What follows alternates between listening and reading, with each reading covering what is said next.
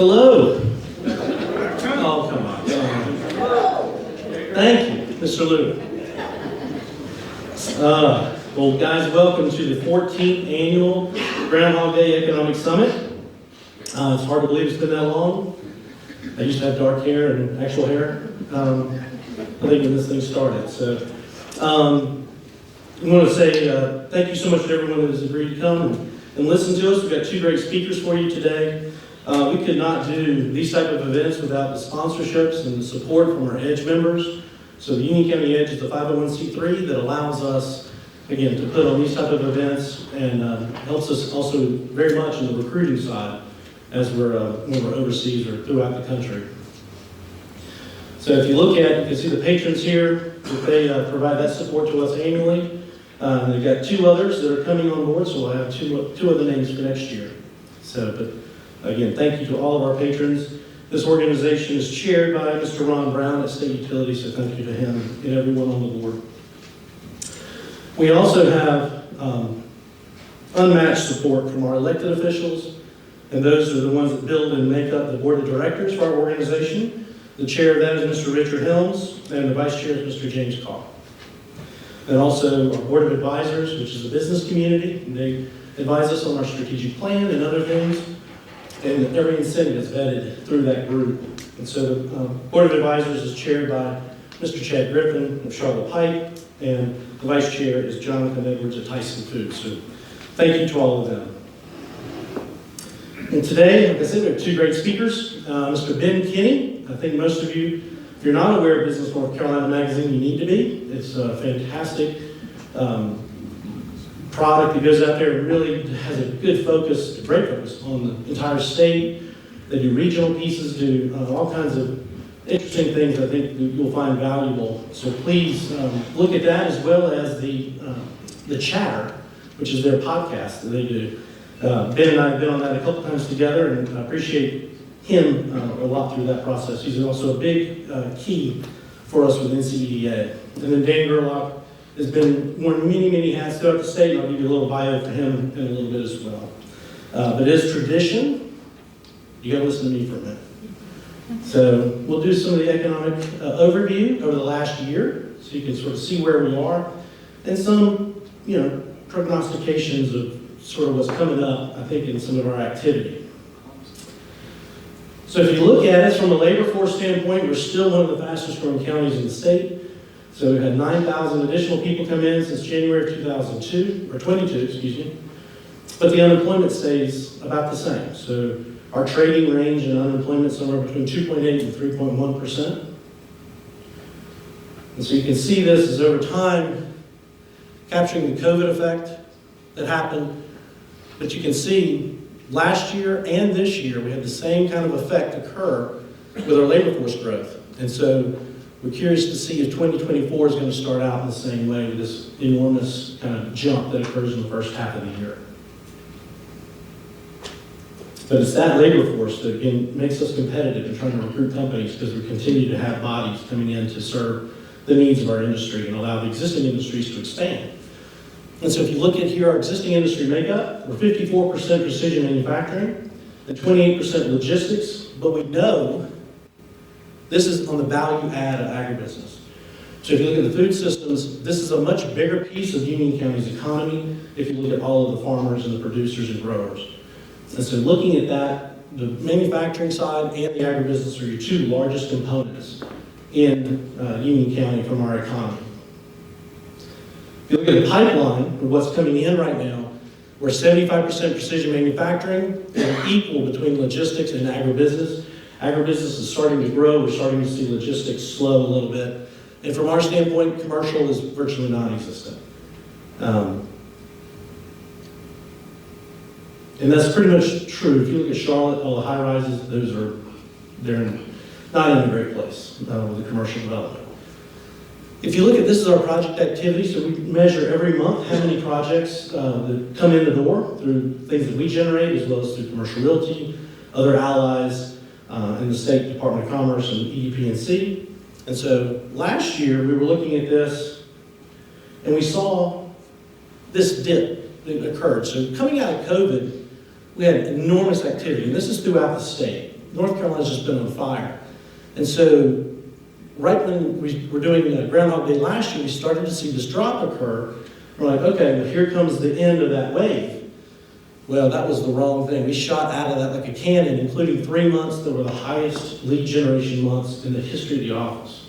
So it has been extremely busy. And again, looking at just this calendar year, or fiscal year, every month we've hit our goal of 7 projects a month, new to the office. So we've hit that goal every month. So it's the first time we've done that as well. If you look at from July 21 to today, we've had 23 projects won, which account for just under $500 million, or just over $500 million, and 1,800 jobs, 1,900 jobs created.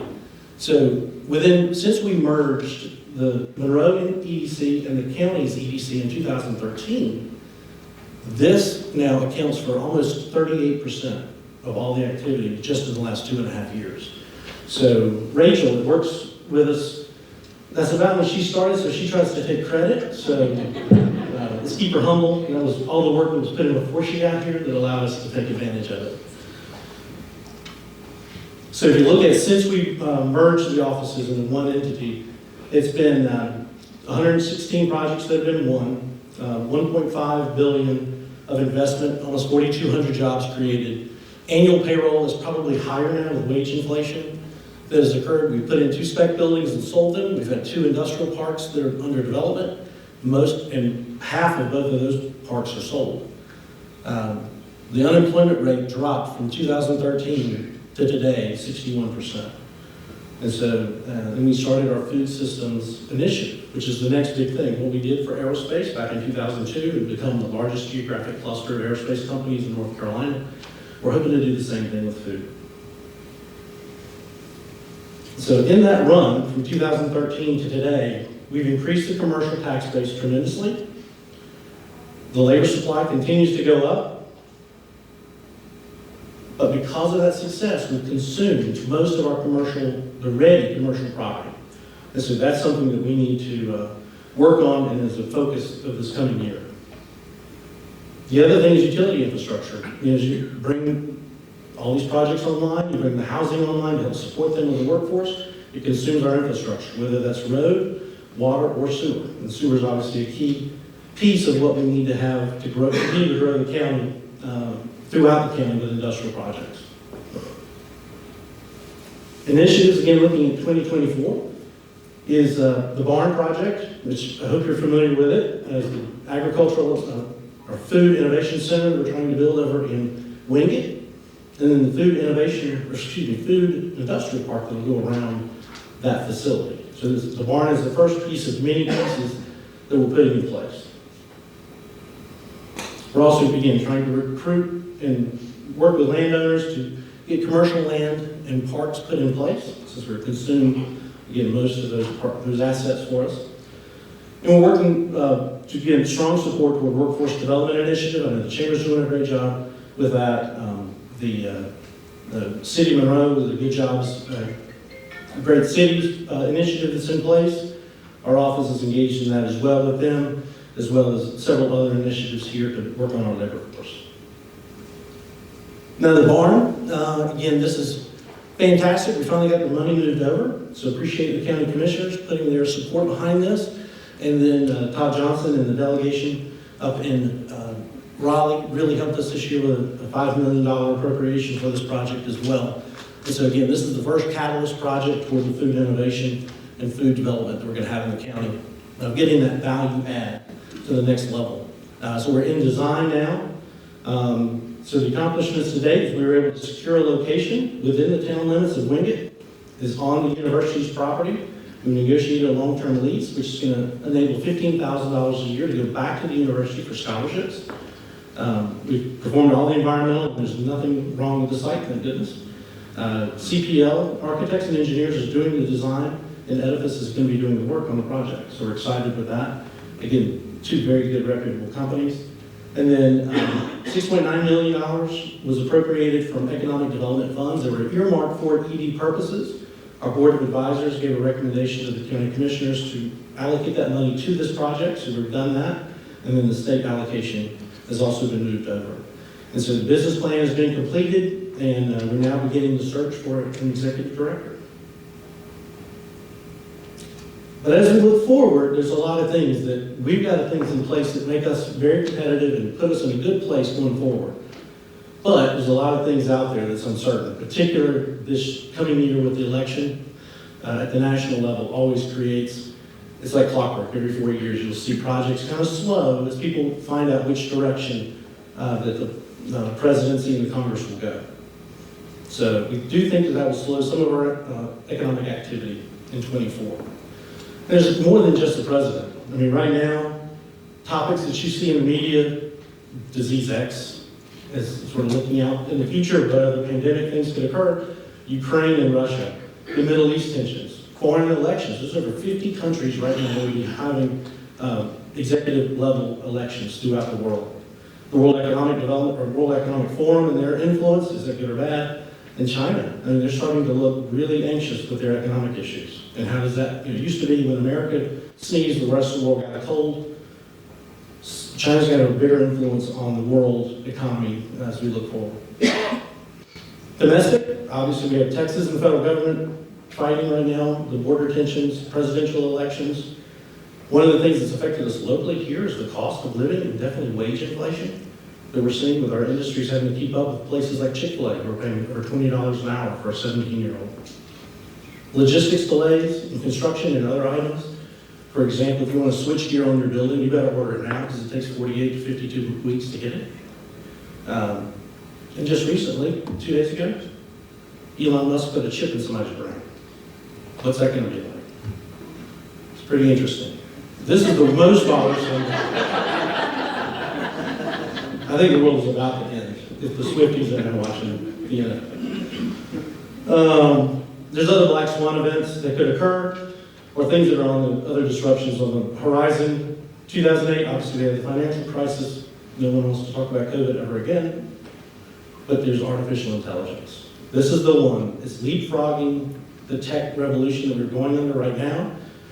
And so we're growing from the age of innovation technology to the age of artificial intelligence. When you look at what AI is going to do to the workplace, originally we looked at robotics and other things to see how that would affect the blue collar, and so what are going to be replaced in the sort of the lower wage scale jobs. That was a big deal, but that's now being, again, supplanted by AI, which is going to affect white collar jobs, and that's going to be pretty dramatic. There's a lot of paralegals will be gone. There's a lot of people that do repetitive actions that they're not going to need them. AI will produce it all. And ChatGPT is the most famous, but if you look at it, it's in everything, from Adobe to Midjourney, if you go back, and I didn't have it, but the cover of our business plan for the barn, we created through Midjourney. Just put in prompts, and it made a cover for our business plan. Dolly is also, so you're seeing artists and other people getting wiped out coming in the next 3 to 5 years. Spotify, Amazon, Walmart, you name it, social media, and now Apple, Google, and Microsoft all have their own version of ChatGPT. So let's look at what's so scary is the adoption, speed to adapt and take on this new technology. Netflix, 41 months. Took to get 1 million people to start using Netflix. How about Twitter? 2 years. Facebook, 10 months. The Gram, 2.5 months. Any ideas? 5 days. So think about it. They had ChatGPT 3.0. They're currently on 4.0. But 3.0, they did a verbal IQ test, scored 155, which is higher than 99.9% of all the other people that took it. So things are changing, and we better be ready. So there's less subject matter experts needed going forward. I can go generate the content. I don't need someone to be a subject matter expert. I can find the data. What's going to be interesting is people are going to have skills around the fact checking, because if it's coming from the internet, it may or may not be true, as well as editing and putting things in the voice of the company or their personal voice. Graphics, again, like I said, refining art it's basically you can generate it and then you just do some tweaks to get to your final product. Again, hours of traditional creativity is going to be gone. The productivity increase is going to be tremendous. So again, you're going to see either reductions of labor or people being reassigned and retrained up to handle what AI is doing. Predictive maintenance based on the machine feedback and algorithms. Rather than you having scheduled maintenance, the machine is going to sit there and analyze this thing constantly, whatever product you've got that needs maintenance, and tell you, okay, come on out. I got an HVAC unit outside my home. We have a scheduled maintenance for that in the spring and the fall every year. It's going to go now and call Byram to come out to my house whenever it needs something. Virtual prototyping to speed up product design, that is already occurring a lot with the AIs. Customized manufacturing lines so that they can adjust to the market and change products that are coming down it. Supply chain optimization, eliminating those bottlenecks. This is my favorite. So we have HAL 9000 sitting at the work cells. So the cobots are going to be a big, big thing coming forward. So you used to have a robot in the manufacturing space and have a cage around it so it didn't hit anybody. Now you're going to be sitting beside the thing. And it'll basically change the way it works based on your speed and what's coming down the line. So and then the skills that are really going to be needed is how to maintain and operate AI-driven systems. So we need to start preparing and training and for us to remain competitive. The interesting thing is this list I generated from chat. So think about that. That's all I have, just to kind of get you where we are right now. Wanted to first introduce Mr. Ben Kinney. So Ben, he's our first speaker. He's the publisher of Business North Carolina Magazine and is the host of the BNC podcast called Chatter. Business North Carolina is a statewide business publication that focuses on people, industry, and trends that make up the state's diverse economy. They're 38 years old and have won over 120 national awards for the work that they've done. He's also a vital partner to the North Carolina Economic Development Association and is partnering with us with our own podcast as we team with Chatter to do that. So at this moment, let me please welcome Mr. Ben Kinney.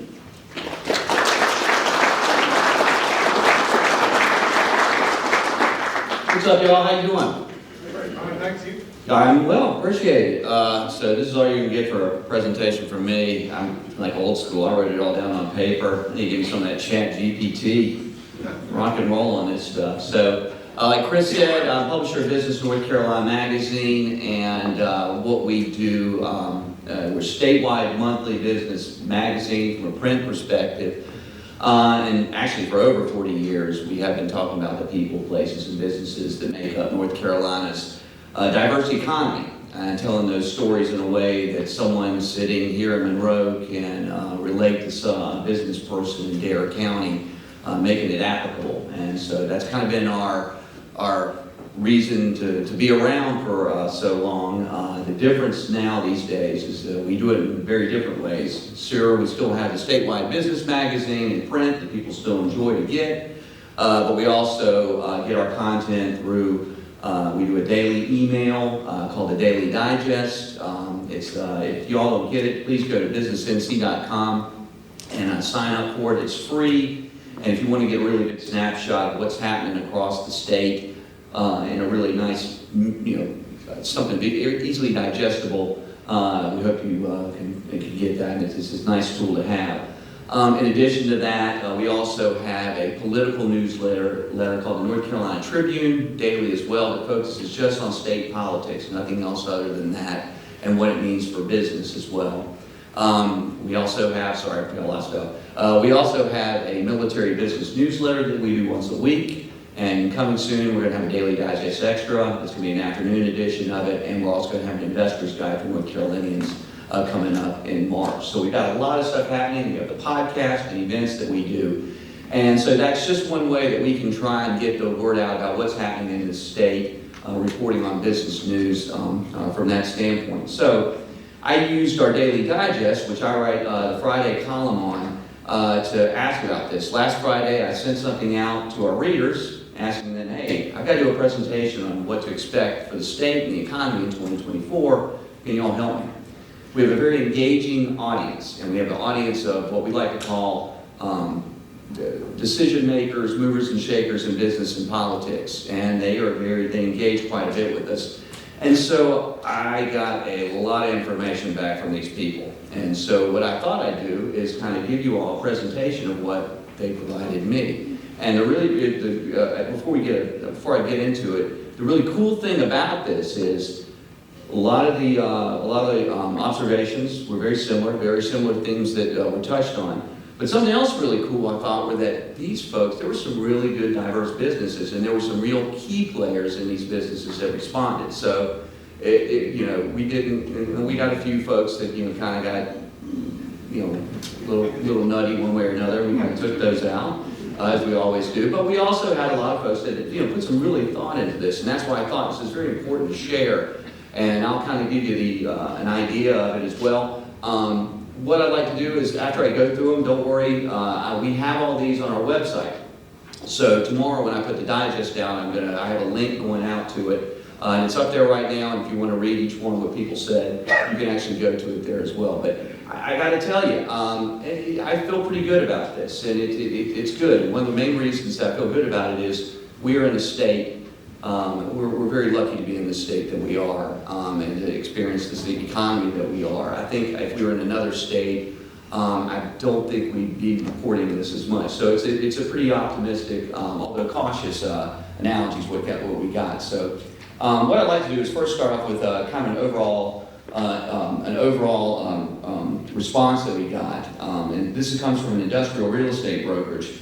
And it was written and said, this is the year, 2024 will be the year of adjustment.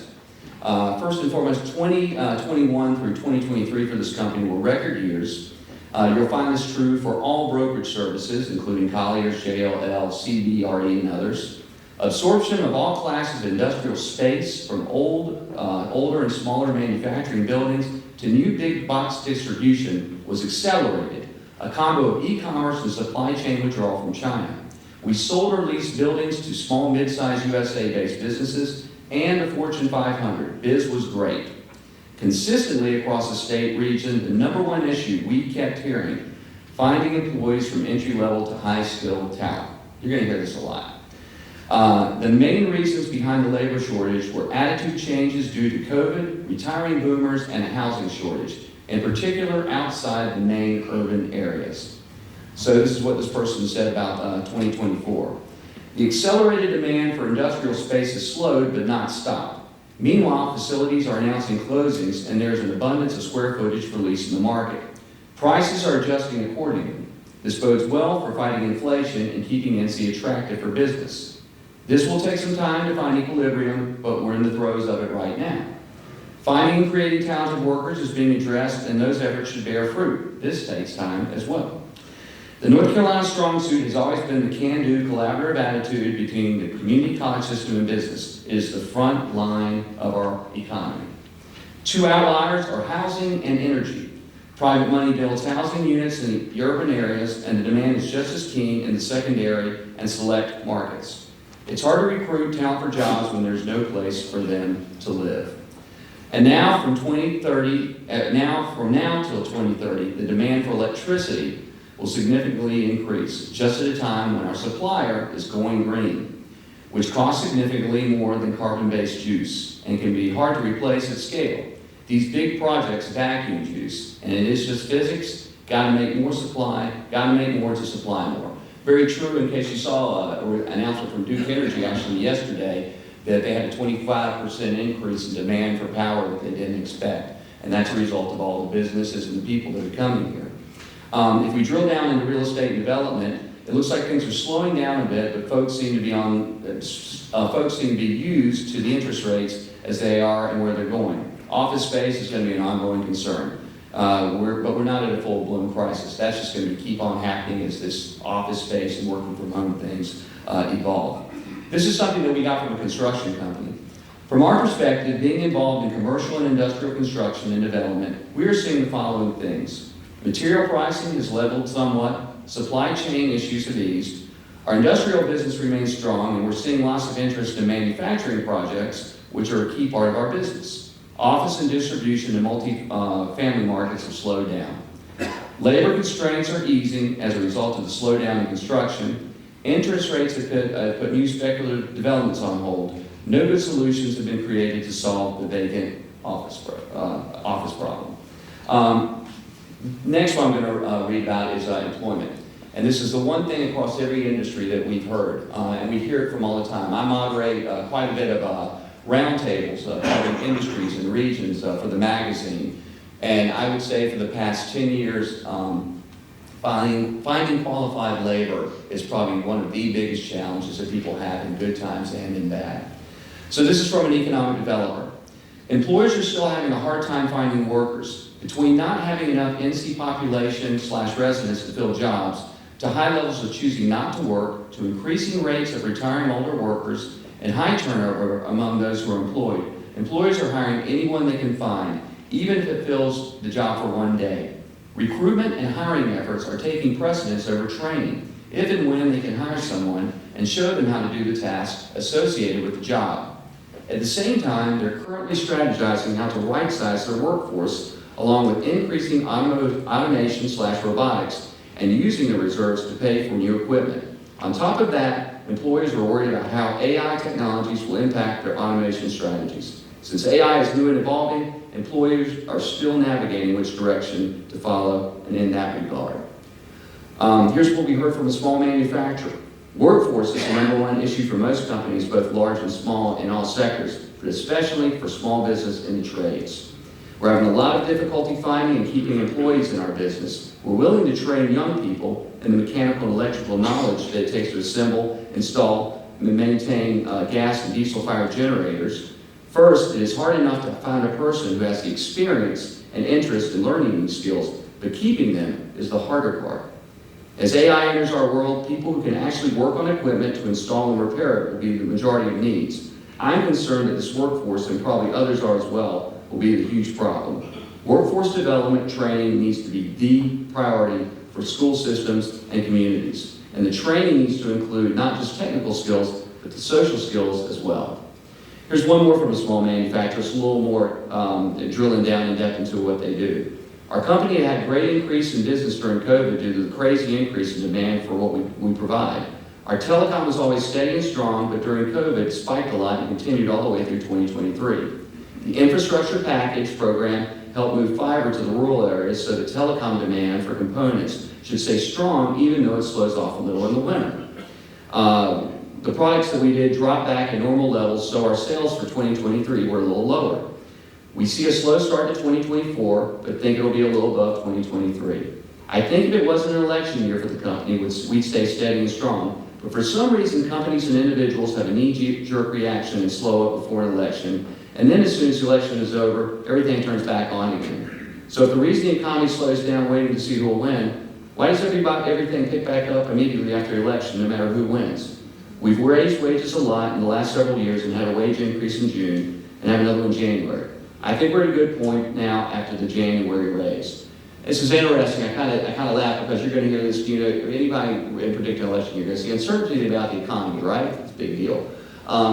I think this is probably the most certain election that we're probably going to have, because we've had 4 years of whoever's going to win if everything holds true to what people are predicting. So we kind of know what we're going to get with either one, but I think it's just going to be unpredictable in terms because it's going to be a very wide swing, I would imagine, one way or the other. Here's something from an IT company. Hiring is still an issue. We're still seeing a shortage of candidates with the background and or work experience we desire for jobs that we're willing to train for. Too many of the candidates have had multiple job tenures of less than a year, and to that, a significant percentage who ghost us for interviews. Our business is like many. When the economy struggles, we feel it. Higher interest rates and higher interest costs of housing, rental, and purchase have impacted the amount people have to spend.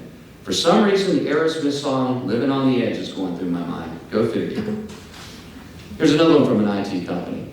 We work mostly with professional service businesses with 20 to 200 desktops in the Triangle Triad in Charlotte, just for context. We continue to see large demand for infrastructure upgrades and cloud migrations, no sign of business slowing in IT investments. We also have seen a marked uptick in businesses looking for upgraded IT services, specifically as it's related to security. A noticeable slowing of staff churn, our onboarding and offboarding tickets aren't nearly as frothy as they were last year, so it seems the slowdown in hires and general staff stickiness in the news is true in our client's case. In summary, we don't have much first-tier exposure to consumers, and second-tier exposure is limited, but there's no signs of slowdown in businesses we work with. This is from a economic developer / manufacturing association. And it's almost like I think they're kind of sending in something to kind of get a little bit of to get something off their chest, but I'll bear with me. Despite what the economists are saying about the workforce shortage having stabilized, we've been hearing many manufacturers that they are having issues finding workers, and the challenges are very specific to a certain county or region, suggesting that it's going to be difficult to find a solution that is one size fits all. We can't overlook the impact of housing costs on an area's workforce. An economic developer in the western part of the state told us that the manufacturing jobs exist in his area, but filling those jobs is incredibly difficult because the younger workers can't afford to live close to where they work, and based on geography, the commute isn't sustainable over the long term. Unfortunately, given the terrain in the area, new, more affordable housing cannot be constructed easily. The main problem is that workforce shortage is not going to improve at any time soon, with retirements increasing and births remaining below replacement rate. So the state will need to become involved where it can, while recognizing that solutions will need to be tailored for a variety of variables. And so you're hearing the same thing from that standpoint. From an economic development standpoint, which I know that you all are very interested in, this is from a top economic developer who sent me something actually yesterday. And bottom line, what we're hearing is things are still in the pipeline. It's still a great place to be. The only issue is that the decision-making process is taking a little bit of time. So far, there's been no let up in large-scale economic development projects, like advanced manufacturing mega projects, that North Carolina is getting the chance to compete for. Many of these opportunities cite federal policy, IRA, CHIPS Act, at least in part, if not as a major factor, behind their plans for new production capacity in the U.S., as these are projects involving vehicle electrification, EV batteries and battery materials, semiconductors, and clean energy technology equipment. That said, we're anticipating a potential slowdown in deal flow, or at least a lengthening of the decision timeframes as the federal election nears, given that two campaigns would involve very different policy directions on the economy, including government stimulus for critical industry sectors like EVs, clean energy, semiconductors. This slowdown in deal flow, or slowing of decisions, would be due to the usual uncertainty around policymaking landscapes in 2025 and beyond. And companies want to see how the control of the White House and Congress is going to shake out. With a few occasional exceptions, we've not seen any significant rebound in demand for traditional office deals involving companies looking in North Carolina to establish new office presences like corporate HQs, technology centers, back office operations. Recent decisions by companies to more forcefully require return to office might eventually bring back more demand for office projects, but for now, the shift to hybrid and remote office work seem to be depressing the share of economic developments involving new office investments. So once again, there's a lot of uncertainty in office space, and believe me, I'm in Charlotte and you're seeing it like crazy there, and it's happening in our major metro areas for sure. So I have two more from you, and this is from your finance and banking, kind of nuts and bolts and things like that you're hearing where they're going. And this is I know this person won't mind. It's a major economist from PNC Bank. The economy has started 2024 in a good place. Growth is set to slow this year as high as interest rates remain a drag. Consumers will need to slow their spending growth to increase their savings. Government spending growth is set to slow after a surge in 2023. The global economy is soft and inventories are likely too high. But the U.S. economy is likely to avoid recession in 2024 as the economic fundamentals are solid. The strong GDP release complicates the task for the Fed.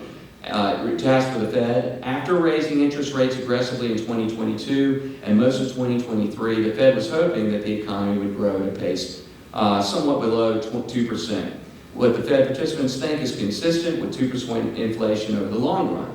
Instead, growth accelerated to 2023, as we all know, and is well above the economy's long-term potential. But at the same time, inflation is slowing rapidly towards the Fed's 2% objective. The Fed can see inflation moving forward towards this goal and decide to cut interest rates. But at the same time, above-trend growth could reignite inflationary pressures on our economy. The Fed is likely to take a wait-and-see approach, and growth is slowing. And PNC expects the Fed to start cutting the Fed funds rate in mid-2024.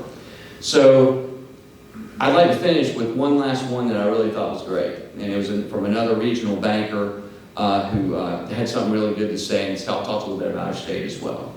I will say 2024 will provide an interesting ride. You have the anticipation of rates declining, election year, and then the normal ebb and flow of things. Rates should help out commercial loan activity, albeit 2023 was not so bad, largely due to our area and the growth that North Carolina has experienced. It's not necessarily happening across the country. We're truly blessed to be in this region. Commercial office space will be challenging, so trying to navigate that will be challenging, but plenty of development, both residential and commercial out there, again, largely due to growth in our area specifically. Not sure that there are any real nuggets in there for you, but all good barbecue has to have some good bark on it, which I think sums up North Carolina pretty well. From my standpoint, and listening to all this, I couldn't agree more. I don't know if Powell has done the soft landing, but it points a little bit more that might happen than we were thinking before. I will tell you that when we've done these things, and we do an economic forecast every year. We did one last month. As a matter of fact, if y'all have your Business North Carolina magazine, which I hope you do, that issue has the roundtable with that format in it, and a lot of people had the exact same things to say. Is that it's slowing down, which I guess that's kind of what it's supposed to be doing. But if we're in the position that we're in, we're going to be okay as we get through this. North Carolina is a great state to do business in. And I will say this, we have a government, we have always had a government that likes to work with business, and that's a really good thing from that standpoint. In addition to, we're very lucky. We live in a place where you have the mountains and the ocean, we have great weather, and believe me, that goes a long way for companies to come down here. In addition to that, we're a resilient state. Our state has overcome a lot of hard times, believe me. We have had problems with, obviously, our industries, our manufacturing and textile industries back in the 90s when all that left and went offshore. We learned how to deal with that. When we had the dot-com crunch in Research Triangle area and stuff like that, we learned how to overcome that by looking at biotechnology, by looking at manufacturing biotechnology and those type of things. When Charlotte, in the Great Recession, when our banking system pretty much collapsed for a while, how did we come back from that? We invested. We looked at fintech. We looked at things like energy in that sector as well. We diversified. So that's a great thing to know that we learn from our mistakes. We can take it on the chin, but we always bounce back, and that's going to bode very well for us. I think it's put us where we are today. So thank you all for your time. I'm sorry I didn't have any cool things like that. You just got to see the logo, but I really appreciate the time, and thank you for having me. Thank you.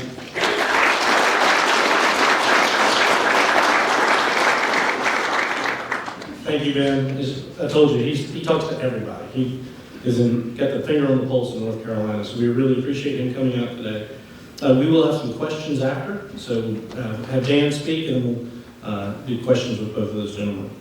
Let me introduce you now the next speaker, Mr. Dan Gerlach. Dan is a leader in government, nonprofit, philanthropic, and education sectors throughout North Carolina and beyond.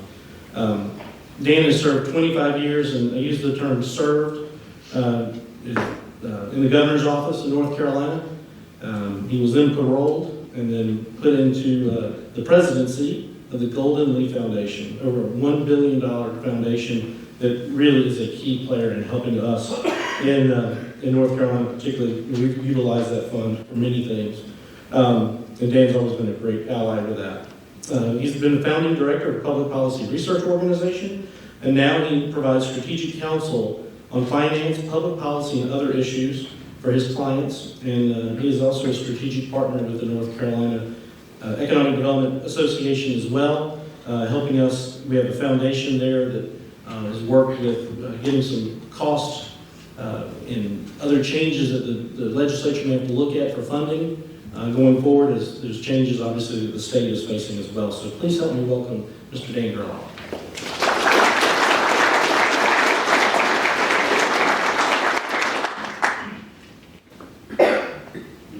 paid a lot for that logo.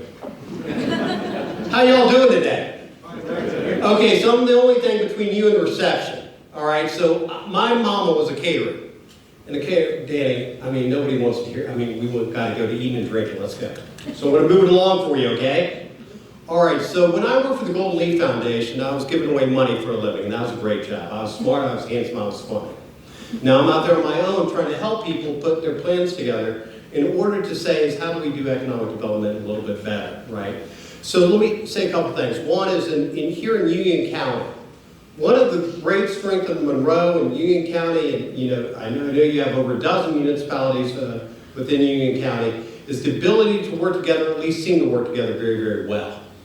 Right? I'll give you two stories here before I get going. One is when I first came to the Golden Leaf Foundation, that money was funded with the tobacco settlement. The cigarette manufacturers were getting tired of being sued. We said, okay, we're going to give the government a certain amount of money over time, no more suits. So part of that money in North Carolina, given that we're a great tobacco growing and manufacturing state, went to those communities, was supposed to say, okay, we're going to go, we're going to help the economy grow and change because it's not going to be, tobacco's not going to pay our bills anymore. And so that's what this foundation did. And so I would go to community, and I would go to community and I'd say, how's it going? They'd go, Mr. Dan, the tobacco's gone, the textile's gone, apparel's gone, furniture's gone, it's all gone. I'm like, okay. But here's what we're fixing to do. We're getting our community college together, we've got our schools together, we have the Chamber of Commerce together, we have the mayor, we have the county commission, we've got everybody together. And what we're going to do is we're going to work because we're right here at the intersection of these two highways, and we think what we could do is really start up some logistics training programs, some areas, because North Carolina is blessed with a great location. We can move things, and these jobs will pay well, will be very dependable. Because we got people ready to work who are used to budget a clock. I'm like, great, we got a plan. Mr. Dan, can you help? Can you help us, put some money into this training program? Sure. And then you got another community, and they say, the textile's gone, the tobacco's gone, the apparel's gone, furniture's gone. I'm like, okay, yeah, I heard this. And then they say, yeah. I go, yeah. They say, well, I go, why am I here? And they're like, well, we need a community center. I go, what are you going to do in the community center? We need a place for people to gather. I said, are you all going to come together and have coffee and talk about how the textile's gone, tobacco's gone, apparel's gone, furniture's gone? And they're like, well, yeah. I said, okay, yeah, I got all the information I need. So those are two different kinds of communities we have here in North Carolina, right? You are one of the first ones. Because as we have morphed from an agricultural state to a kind of traditional manufacturing state, to a kind of a state of advanced manufacturing, of retail, of banking, of trade, of all these different kinds of things, that you've been willing to think about it and put your, shoulder to the wheel and make it happen. So you have great leadership, and that shouldn't be underestimated to you. When Chris Platé, would come when I worked for the governor, when I worked for Golden Leaf. He's like, we got a plan here, this is what we want to do, we're putting some money in, we need you to put some money in. It is the people that have a plan and see a little bit over the curve, as Ben was just talking about, are going to get ahead. Am I right? Yes, I'm right. So, I saw the minister coming in and reminded me that the sermon should only have 3 points. That was the pre-sermon. The sermon is going to be, I'm going to talk a little bit about taxes, which are, workforce is important. We know financial capital is important. We know the quality of labor, quantity of labor. We know the cost of construction. We know interest rates. We know where the customers are, the logistics. All those things are important. But I want to talk to you a little bit today about taxes. And one, where they've gone. 2 is what's happened, where they're going. And 3 is, then I'll talk a little bit about some economic development stuff I'm working on, which I think is why Chris really wanted me here today. Are we good? All right. Over the last, since 2011 or so, before, when I worked for the governor, I worked on anything to do with money. I like having my fingers in that, in budget, taxes, economic development, and so forth. But since, my service there, the state has really, changed a couple things about how it applies to taxes. Now here, who of you was born outside of the borders of North Carolina? Raise your hand. A lot of you. Okay, raise your hand. So here's what happened. In North Carolina, since the 1930s, we've had a state where the state has paid for a lot of stuff. A majority of the cost of running the schools, a majority of the cost of running the courts, a majority of the cost of building and maintaining the roads. A majority of these kinds of costs, where in other states, local governments do much more than that.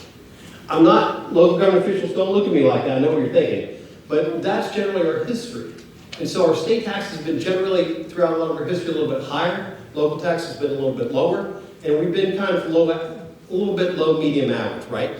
But the state said, the state went in 2011, the leaders got together, the newly elected leaders, and said, look, we need a little bit of a change. It's an incredibly competitive environment. So what we have to do is change two things. One is our tax structure, and two is our tax burden.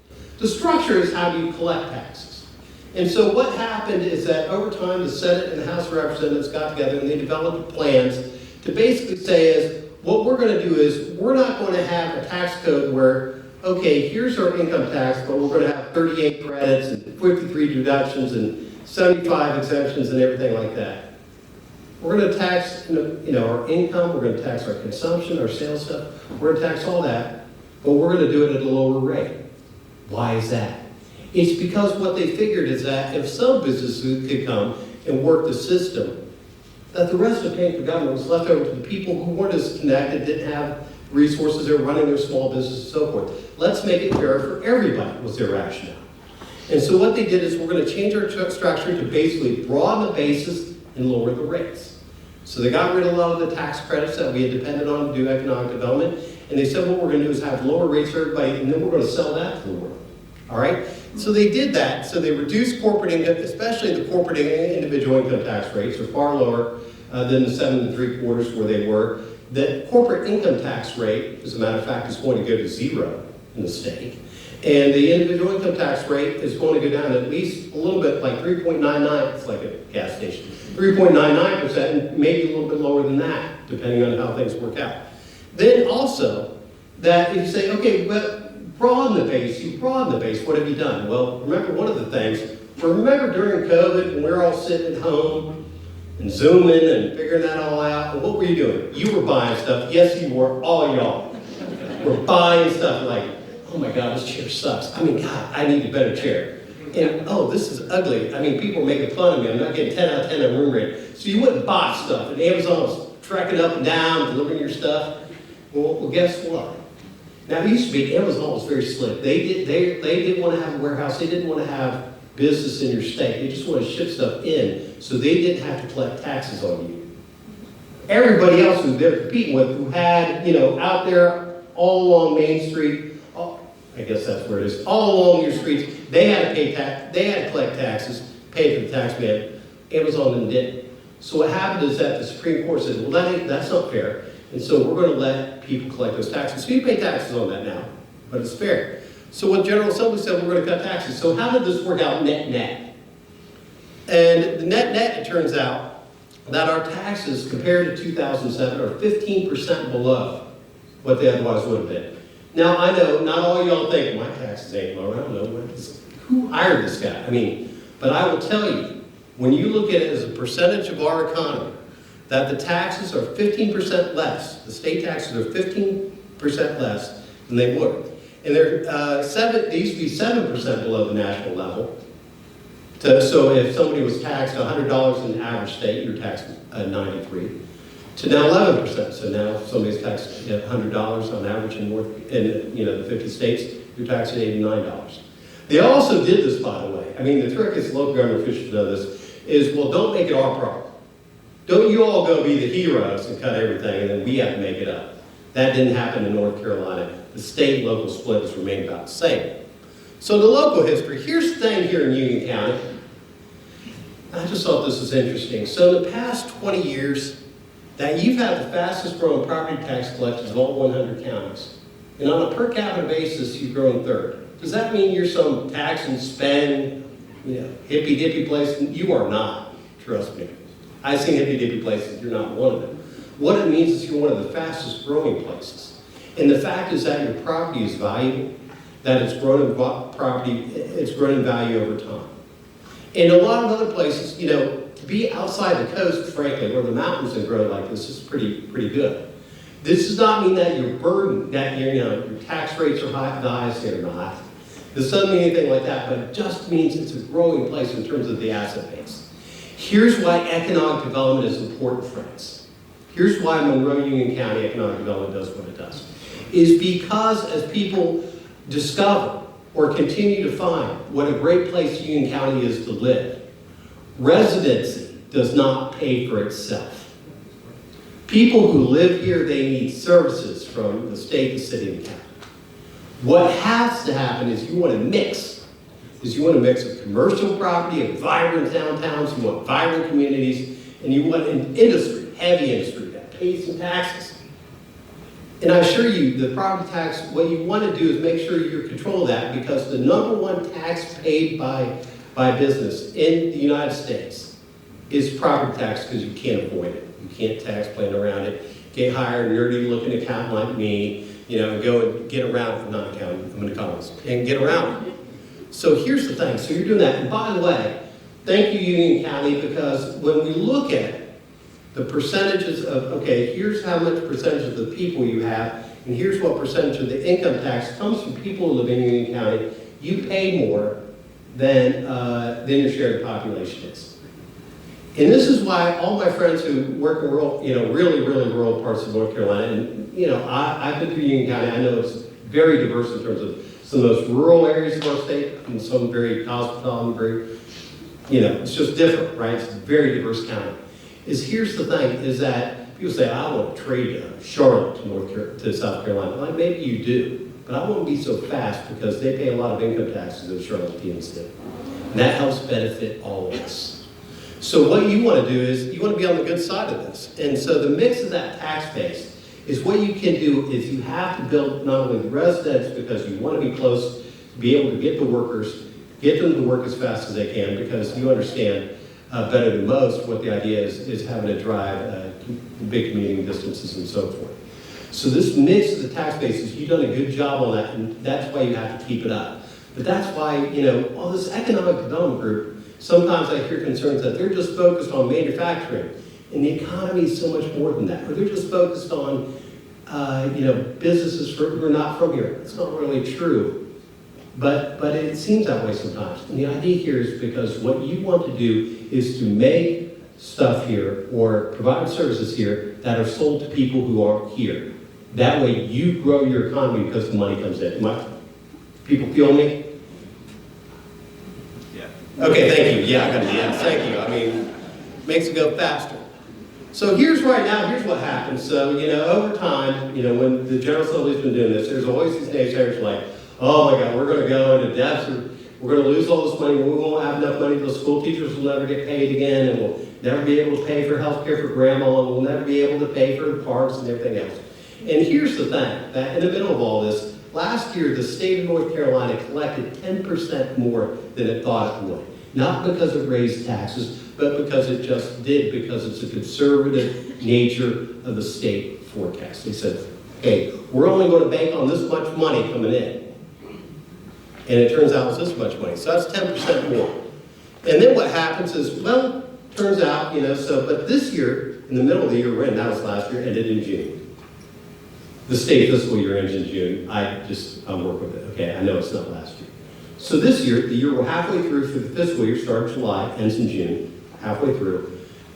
General fund tax collection stuff jumps about right on target, just a bit. November, December wasn't too good, hopefully it's coming back. And so last year, the year before this, actually not last year, but before this, the General Assembly said, hey, have you all ever sat in traffic?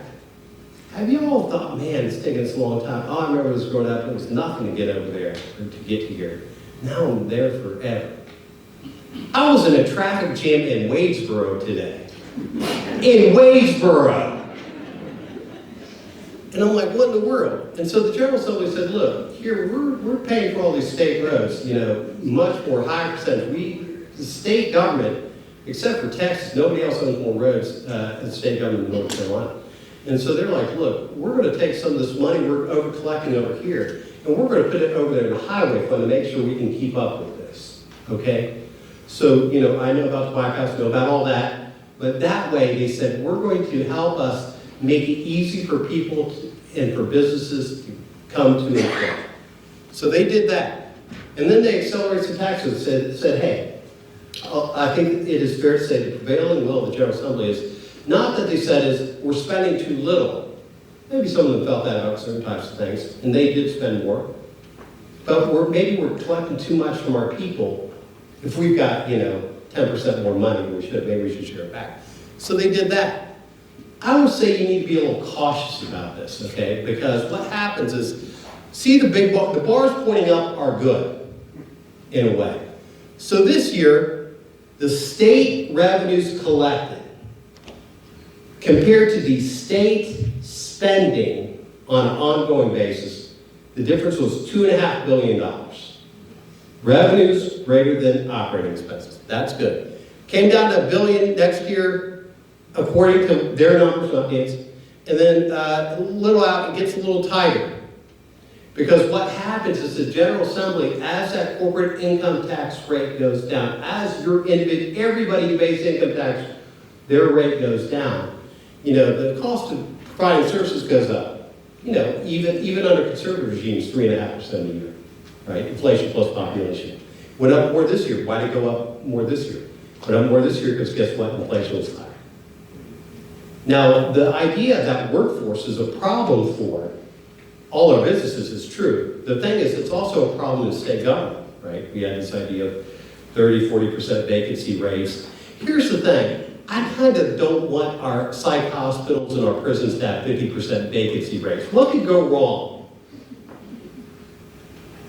Everything could go wrong. So what you want to do is people are willing to go and do those jobs too there, so you might have to pay them a little bit more.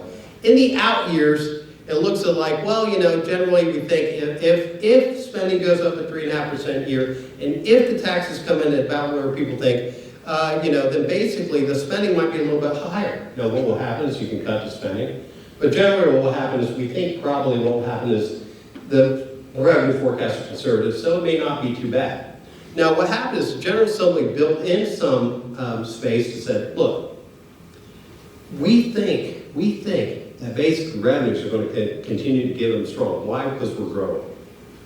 Broader bases, lower rates. People want to go to places where there is a favorable regulatory environment, where it's not, snowmageddon every other day in January, where, we're close to markets, where people can be close to their, where their children are getting jobs. It's all that. But the thing is, and they said, okay, so what happens if we hit certain revenue targets? We're going to cut those income tax rates. We're going to automatically make sure the taxpayers get some of their money back to make their own decisions with. Now, what happens is if the trend is true and they hit one of these triggers, the rate, good news is rate goes down by another 0.5%, 50 basis points.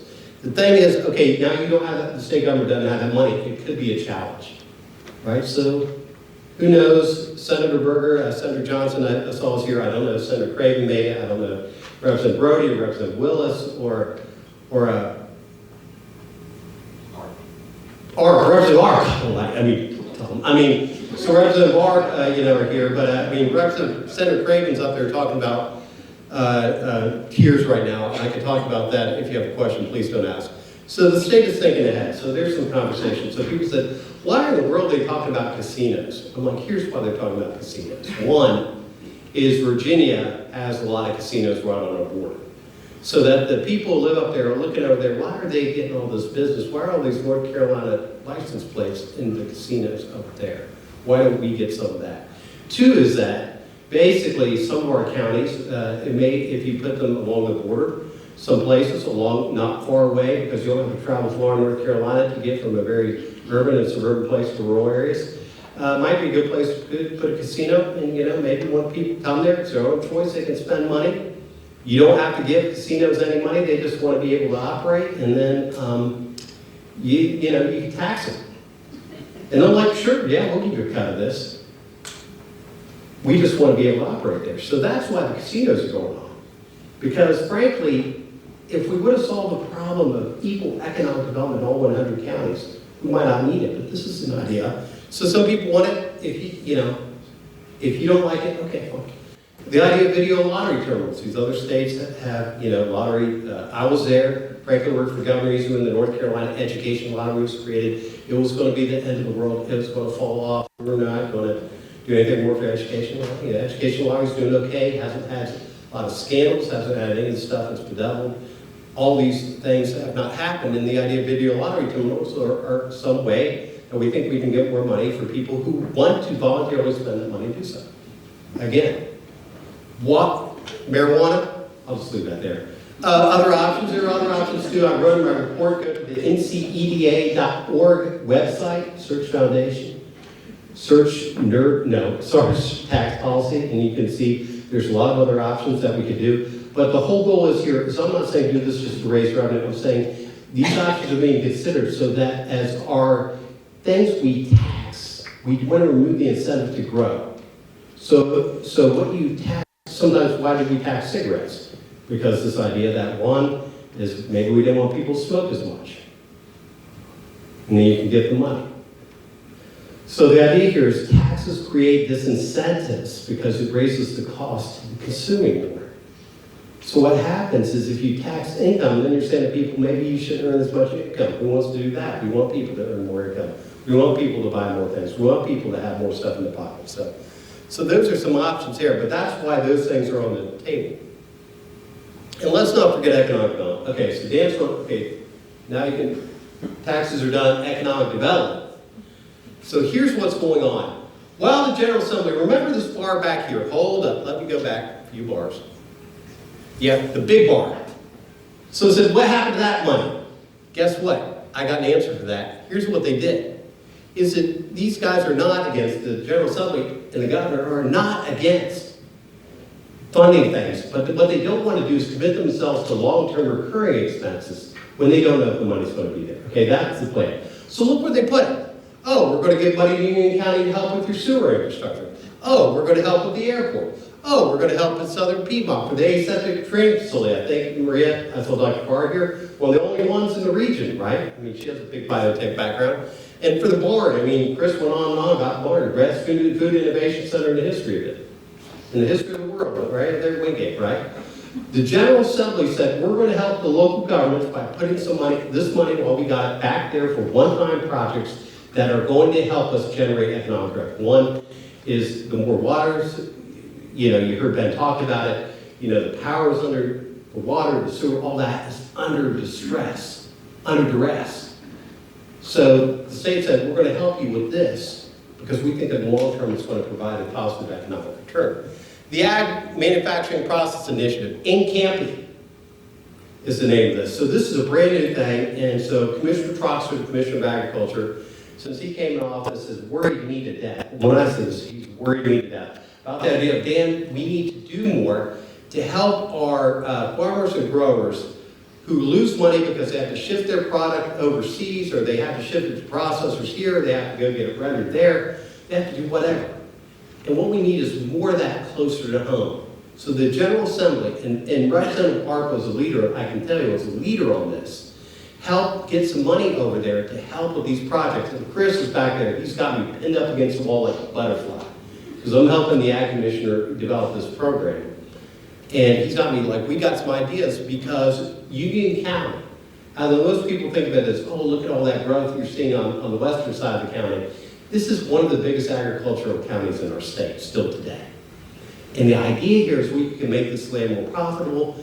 We don't have to ship our products all over. As Governor Jim Martin once said, we don't want to be a colony. We want to be a producer. We don't want to be just a source of resources and have somebody else make our money. We want to make our money.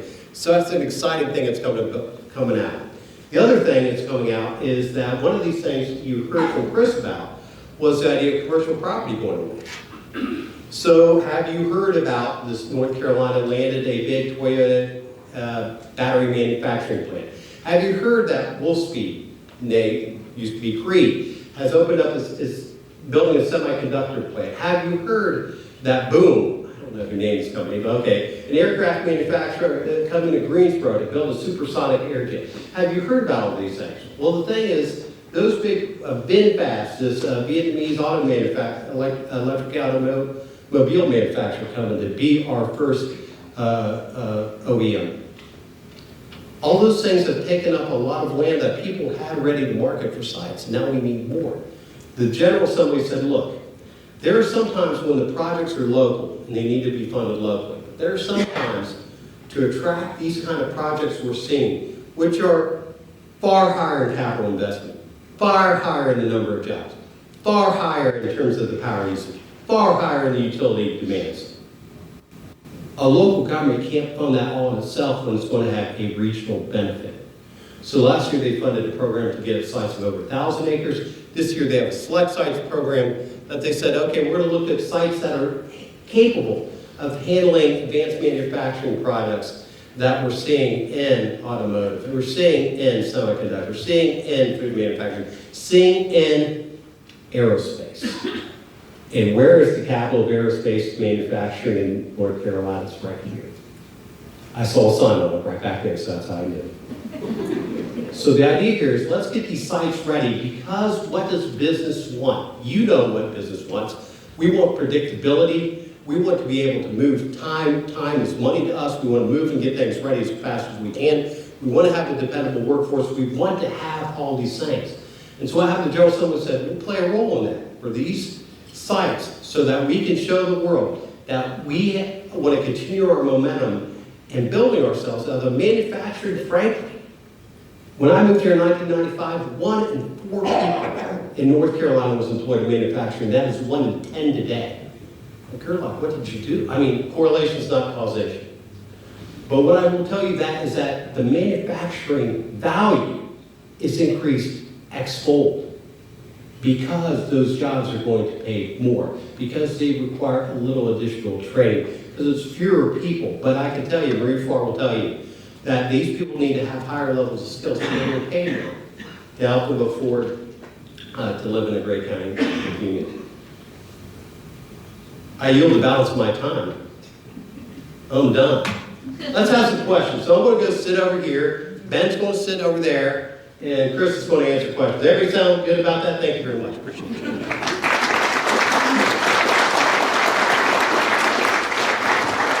It's good. So guys, you got microphones over there? Hey, buddy. We do. What's this guy? Yeah, we guard those with a I'll lot. bet. Yeah. Dan, thank you so much for your thoughts today. Guys, you got Rachel and Ron walking around with microphones if you've got questions. And so let's go ahead and move to the floor. Who's got some questions again for them, not for me? Thank you for this. Thank you for the information. I have a question. This is a state issue. There are states, Texas, Tennessee, Florida, that do not have a state income tax. But I know at least Texas has a higher sales tax. I'd like to get your thoughts on that as a government philosophy to eliminate the personal income tax, but in order to offset revenues needed, I assume there has to be some increases in sales taxes. Thank you. Yeah, I guess I'll handle that. So were you the guy with the hat earlier? I was coveting your hat, to be honest with you. So the question is yes, those states do not have a personal income tax, right? The thing is that about those states, Texas also has a lot of oil, which they sell and they collect a severance tax on, which you and I get to pay because, as it's passed along. Florida has a lot of tourists that it exports, and why it has a higher sales tax is because when you go to Disney World or someplace like that, then you are paying stuff, as you buy stuff, you pay more taxes. So they're exporting their tax base. So they have certain advantages that we don't. The other thing is that the property taxes in those states are generally a lot higher than what we have here. So I would be careful about that, right? On the sales taxes, yes, you could increase the sales tax rate, but I think if you look at the states with the best tax system, states like North Carolina, states like Utah, they have generally a spread between property sales and income that is fairly balanced, fairly low, fairly competitive. Certainly Texas, Florida are growing quite rapidly. We're actually growing faster than Tennessee. But I think that the idea here is you don't want to overburden one tax, become too dependent on it. It becomes difficult to track. The other thing, as I said, because the state's biggest tax is the income tax, it is hard to get rid of that altogether. Although the General Assembly, if it collects enough revenue, is going in that direction of reducing the dependence on income taxes and has done so significantly already. So I would say, you want low rates, you want broad bases, and I think that's where I would stand, because you want to be careful not to go too far on it. Because if you start cutting taxes, and you go, wait a minute, man, what do we do? Raising taxes is a lot harder than kind of keeping taxes where they are. So I'm kind of wait and see on it. Thank you, sir. Dan, are you trying to say we should have maybe a chairline tax?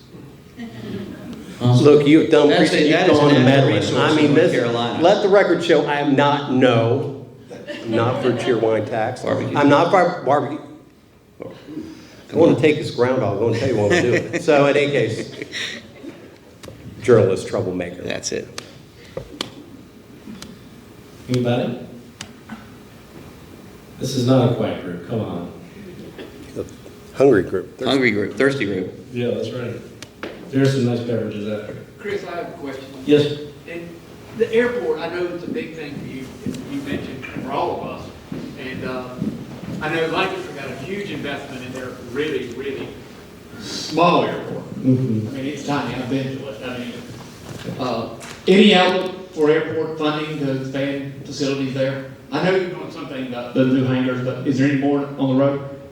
Yeah, I'm not as engaged with the airport as I used to be, but clearly the terminal, not terminal, excuse me, the tower funding that was provided to us through the delegation is going to be tremendous because it changes the category of our airport. We're just outside of the Class B airspace, which allows us to fly easier without having to worry about some things that go into Charlotte or be vectored around some of the commercial airlines that are there. So from a corporate aircraft, I mean, we've always kind of looked at let Charlotte be O'Hare, let Concord be Midway, and we want to be Chicago exact. And so that's where the tax base is. It's a lot cheaper and easier than trying to be a carrier airport. So the airport's a jewel for us. It's just the right size. We're going to build the strength of the runway. And then there's a lot of interest right now, a lot of interest. I know that Mark is vetting a lot of folks to look at hangar development there. This is more private, which will be helpful. Yeah, I'd like to jump in on that. So the benefit, and I think there'll be another year that's in a short session, where it's going to be a fast short session, I think, but is that they have money over, they're putting it into that kind of infrastructure, right? The level of investment in local airports last year is, I think, around 300 million, which is, multiple times what it would usually be. So I think what the General Assembly, to their credit, and the governor to his credit, are thinking is like, look, let's invest to kind of, while we have this money, instead of, committing it for long-term things that may not be long-term recurring expenses, we're going to spend it in that way. And frankly, because the cost of building anything is not going down. Let's build it now. Yeah, that's one of the biggest problems is you get an allocation of dollars and the budget outruns your allocation just because of the construction inflation. Any other questions? Did that answer what you were? Yes. Okay, perfect. There it is, Mr. Perry. Thank you. Get in the microphone. Thank you. Infrastructure. And you're saying that there's going to be new funds, I guess, to speed up infrastructure. How can you do that? It's good that you got that, but that is a big concern on development here. With sewer, I mean, it takes 7 to 10 years to build a sewer plant. Sure. The road projects, as far as the tip program, what are the priorities with roads? Is there any other way that could be speeded up? Because it's really hurting. With the sewer and with the road development. Does that make sense? Yes, and I have a great answer. I've been working on trying to figure that out for a quarter century, sir. So I don't have a great answer on that. I think the General Assembly has tried to balance the ideas of concerns about regulation. I mean, to try to reduce those kind of regulations. The challenge right now, frankly, is equally that. That's perennial. But right now, when the General Assembly got the money from the federal government, from the, whatever you think about it, through the pandemic relief monies, they put a lot of that. A lot of states just put it in the middle of their budget, it's gone. The General Assembly put $1 billion into broadband, $1 billion of their $5 billion allocation into water and sewer, and then another $1 billion in general fund money after that. The problem is that they've gotten a lot of projects moving, but trying to find the civil engineers and the people to do that work is really concerning. If you're a civil engineering firm, you don't have enough to do. That would surprise me. Yeah, that ties right into what we were talking about in terms of workforce. Yes, sir. So I think those issues are right there. But I mean, what we see is slowing things down, especially as federal government money, which, the local governments, all your municipalities and counties got direct and the county got direct allocations. Is in water and sewer, it's like you've got a time limit. And the federal government has said, no, go out there and, they do this after hurricanes too. Go out there and spend money to help people. We're like, great. And then their auditors come in and they're like, well, second guessing you. So the auditors are sharp, they're about ready to come. So we're trying to get these projects moved. I mean, when I say we, the North Carolina state officials are trying to make sure the projects are moving. So yes, I don't have an answer to the perennial issue. I'm not going to lie and say I do. Yeah, it's good to have the government money. Am I still in here? Good. But for example, correct me if I'm wrong here, but there was government programs to improve airports across the state. And you go into the small airports and it's wonderful what they've done. They're in the middle of nowhere. Beautiful terminal building, nice long runway. Not much traffic. Monroe, I'm not talking about Monroe. Yeah, no, I'm picking up what you're putting down. Go ahead. Yeah, I'm thinking so one too. why not money to help with these things? It's needed. All right, so let's take a random example in eastern North Carolina that you may or may not be talking about, right? So that was thought of in the 1980s. I think people thought it was going to work out well, the Global Trans Park. And I will tell you that it's growing there right now. Yeah. Right now is that the Navy is, and one of the ways is the Navy is putting, hangars there at that site to do so. The one of the largest, private charter jet operations Quite a bit in of the private world investment. is there. I mean, Spirit Air Systems, which, makes Airbus, not Boeing, Airbus, a fuselages is there, so it's there. I think the decision-making here is much more kind of, the transportation side especially has gotten much more kind of data-based, is how I will say it over the last few years. Where you can see, okay, I may not agree with the reasoning, but I can understand it's not because, Dan's uncle, owned this property and they wanted to buy it. I have no uncle with such property, by the way. Thank you. Well, I'm this one's daughter. We're a curious bunch.